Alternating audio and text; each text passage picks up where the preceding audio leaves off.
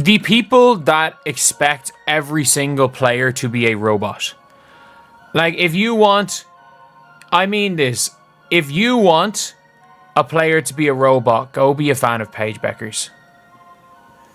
Like, Caitlyn's not a robot by any means. So if you guys haven't seen this clip right here, so what happens in this clip is Caitlyn, up to this point, has 25 points. We can be honest, Caitlyn has 25 points up to this point in the game. Natasha Howard, up to this point in the game, has 0 points. So Caitlin Clark's arrival in the WNBA was meant to be a coronation, the triumphant entry of a generational talent destined to lift the entire league to new stratospheric heights. And by every economic and cultural measure, that is exactly what has happened. But while the business of the WNBA is booming, a darker, more troubling narrative has taken hold on the court. It needs to be said, I can relate to that young lady, and I felt for her. I know what it's like to be hated. I know what it's like to be a black woman and hated because of my skin. color. Yeah. I can't imagine this young lady, I don't want to use hate, but despised. And people just having, and look, she brought some on herself a little bit because she's cocky for a good reason. Confident. And I was pleased and proud to see the narrative wasn't the truth. Right. I didn't know how talented she was and how well she sees the game in a 3D version. Thinker. Some of your peers, they will recognize, her game, but they won't recognize her impact. Right. How can you separate the two? Jax, you're absolutely right. And I was like, come on, you big dummies.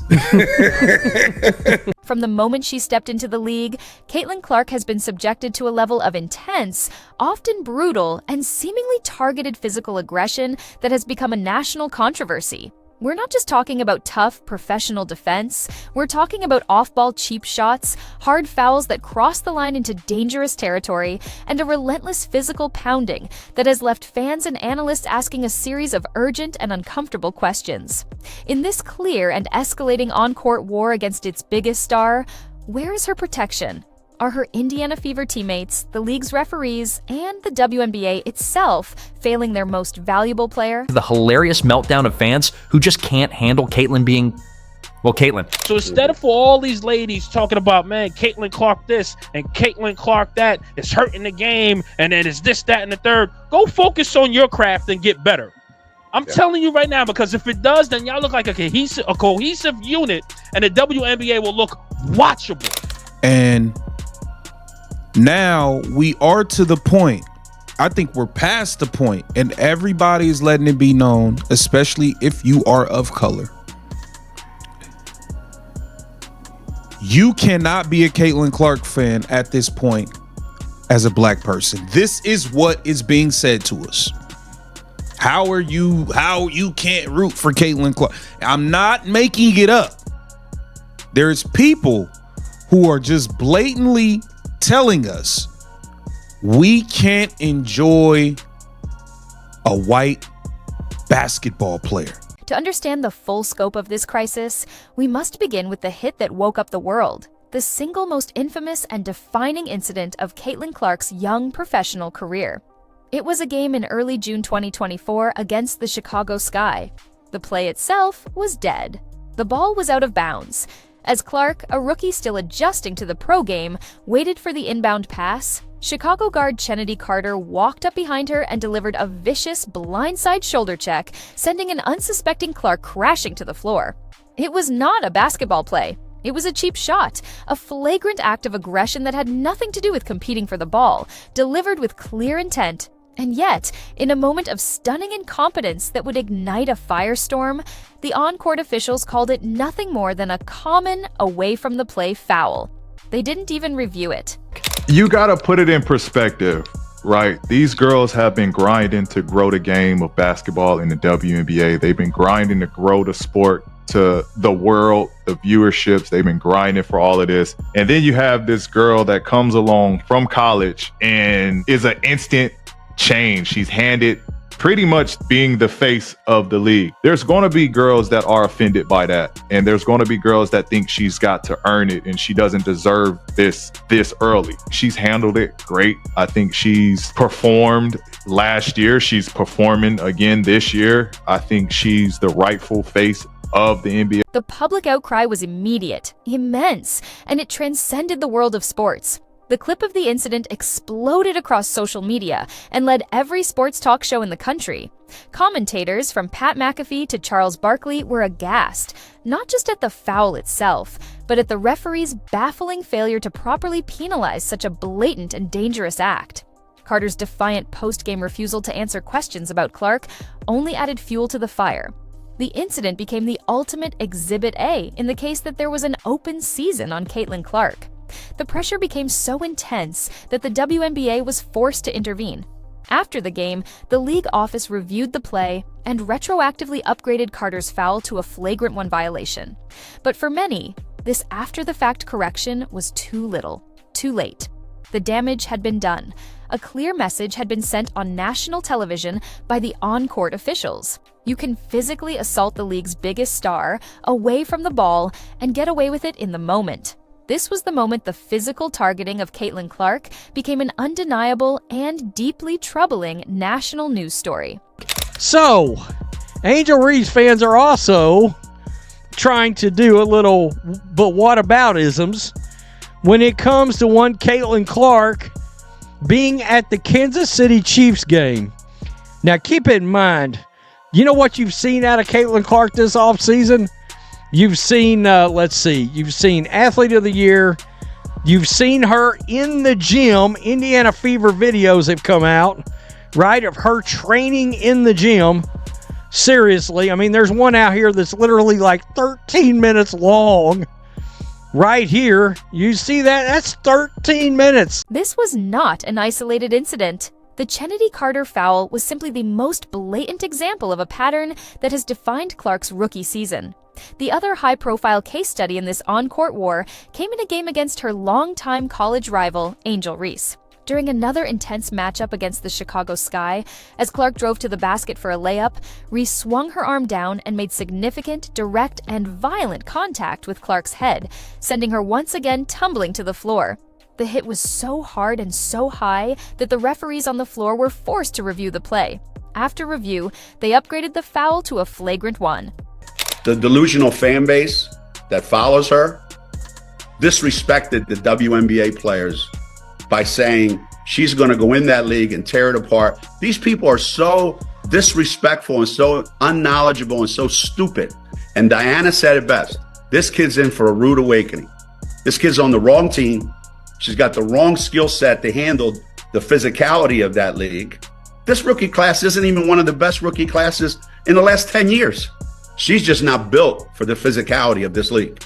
Yeah. And she's not quick enough to get away from the physicality. The context of their long-standing and often heated rivalry made the play even more contentious. To Reese's defenders, it was just a hard basketball play, an attempt to block a shot that went awry in a competitive moment. But to many others, it was a deliberate and malicious act, an intentional message sent from one rival to another, a physical manifestation of the intense animosity that has defined their relationship.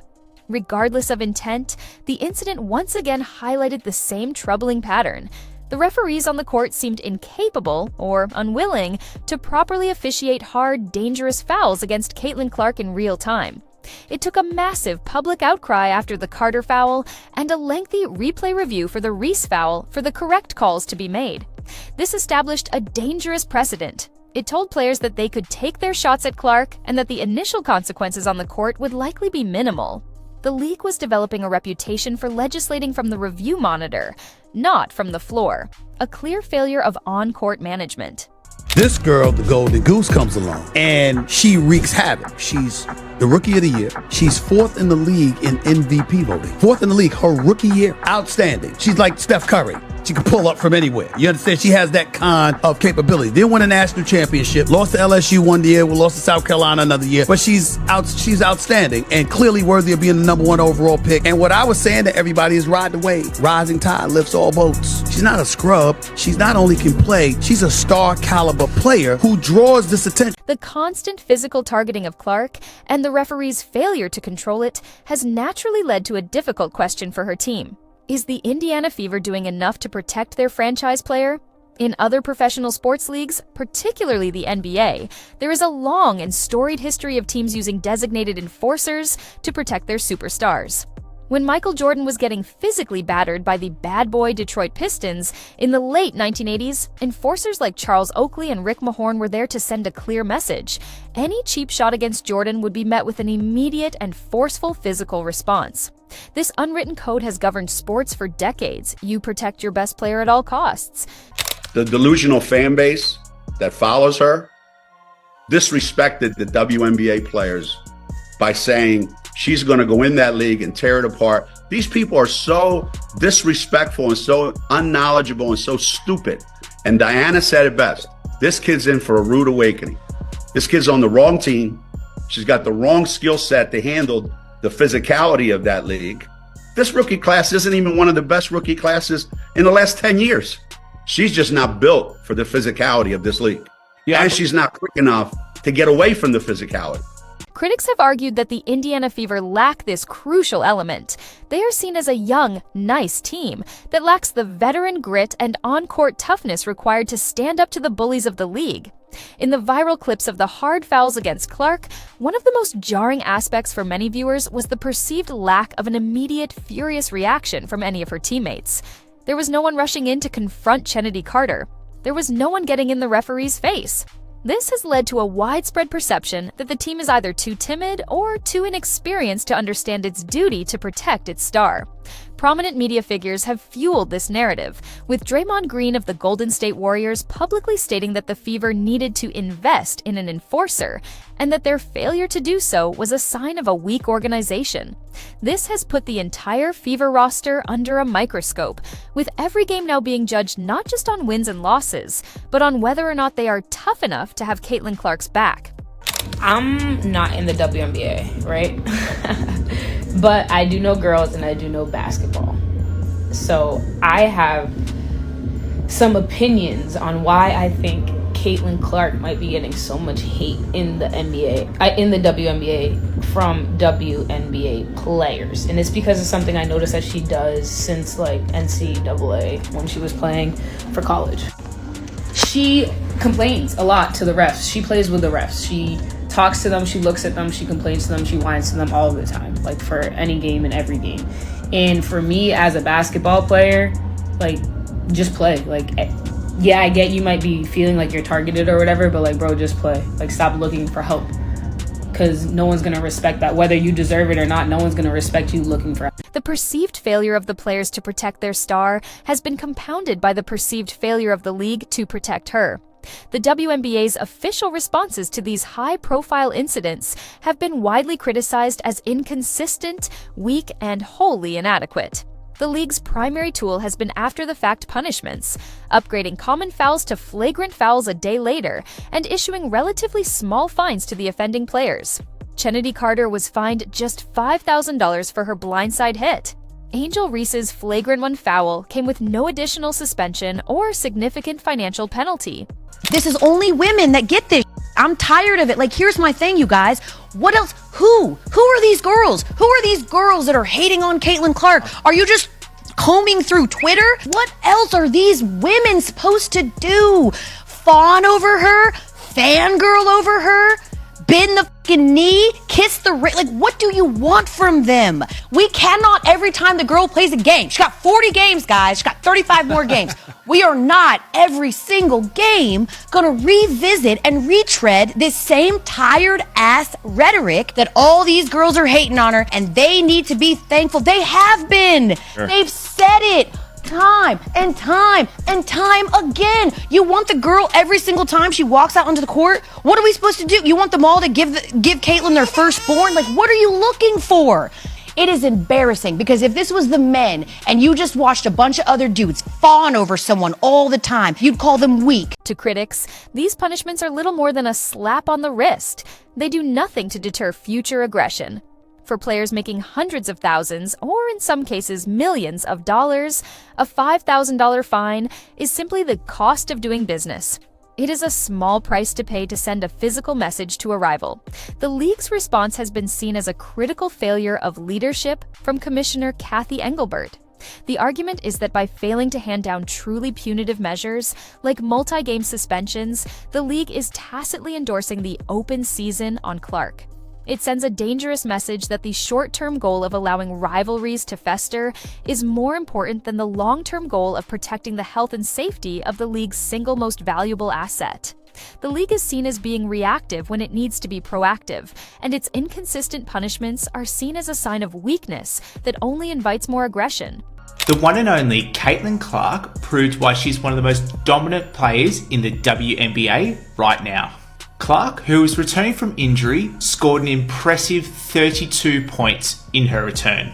In the first quarter, Clark had a 38-second sequence of perfection. 3 3-pointers. Clark had the capacity crowd rocking, and just in the first half alone, Clark scored 25 points. What a time to be watching the WNBA. Of course, there is a counter-argument to this entire narrative, a defense often put forward by veteran players and some old-school analysts. This is the welcome to the pros defense. The argument is that the WNBA has always been a tough, physical league, and that what Caitlin Clark is experiencing is not a special, targeted campaign of harassment, but simply the normal physical reality of professional basketball. They argue that every great rookie, from Diana Taurasi to Candace Parker to Maya Moore, has had to endure a physical welcome from the league's established veterans. They contend that the media and the millions of new fans who are not accustomed to the physicality of the WNBA are being overly sensitive and are overreacting to what are simply hard professional fouls. Do you feel like the other players are jealous of Caitlin Clark? I feel like she getting treated the way Rick is supposed to get treated. She getting knocked down, she getting pushed. Hey man, look, women don't play. And those women in that league, just because she coming in, just because you might be the so-called tide that's raising the ships, you got to prove it out here on this court. And so I think she know that. Yeah, because I mean, I don't follow a lot of her quotes or things that she may say after a game, but she has to know that that's what she gonna get. Like when she came into college, I'm sure nothing was just given to her in college. Nah. She had to prove it with those teammates. In this view, Clark is not being targeted. She is being treated like any other player who is the primary focus of an opposing team's defensive game plan. They argue that she is not a fragile object to be protected, but a professional athlete who needs to adjust to the higher level of physicality that comes with playing at the highest level. Some have even suggested that Clark's own on-court demeanor, which can be fiery and competitive, invites a more physical response. While this argument for letting them play has some merit, it often fails to make the crucial distinction between tough, hard-nosed basketball and the kinds of dangerous off-ball cheap shots that have become a signature of the war on Caitlin Clark.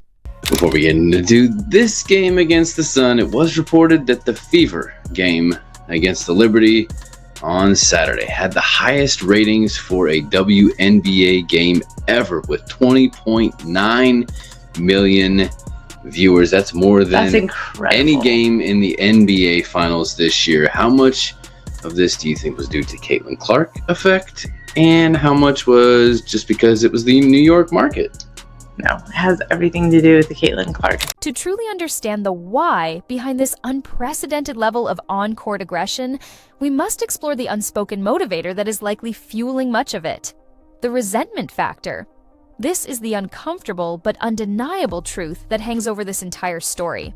The on-court physicality is almost certainly not just about playing tough to win a basketball game. It is fueled by a deep-seated and complex resentment of Caitlin Clark's instant and unprecedented fame, her mountain of multi-million-dollar endorsement deals, and the massive media coverage that has instantly crowned her the new face of the league before many veterans felt she had paid her dues.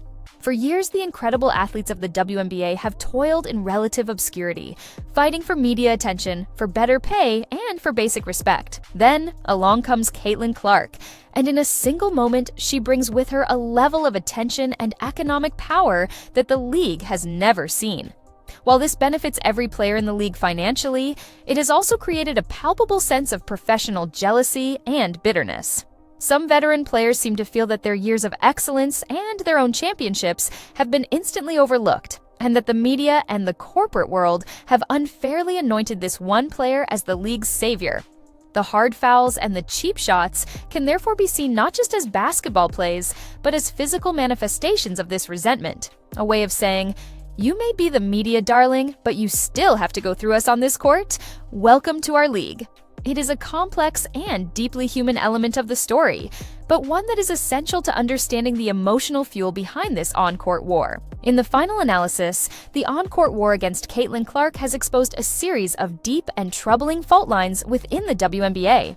It is a complex crisis born from a toxic cocktail of legitimate welcome to the pros, toughness, clear and repeated instances of players crossing the line into dangerous territory, a powerful undercurrent of professional jealousy, and, at the center of it all, a system of officiating and league governance that has appeared at times to be completely asleep at the wheel. The combination of missed calls on aggressive fouls against her and the perception of a league unwilling to take a strong, proactive stance has created a dangerous and unsustainable environment for its biggest star.